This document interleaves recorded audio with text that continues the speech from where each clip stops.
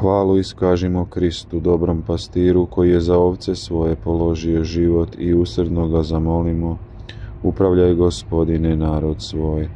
Kriste, ti si u svetim svećenicima očitovao milosrđe i ljubav, ne prestani nikada po njima i na nama svoje milosrđe očitovati. Upravljaj, Gospodine, narod svoj. Ti službu pastira naših duša nastavljaš preko svojih zamjenika.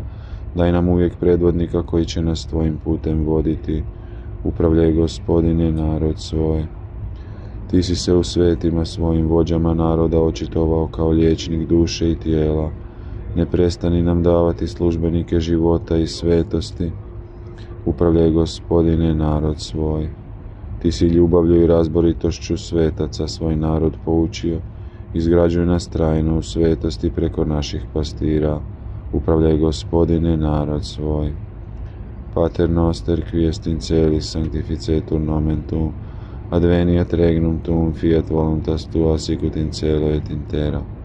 Panem nostrum quotidianum da nobis hodie, et dimite nobis debita nostra, sicut et nos dimitimus debitoribus nostris, et ne nos inducas in tentationem, sed libera nos a malo.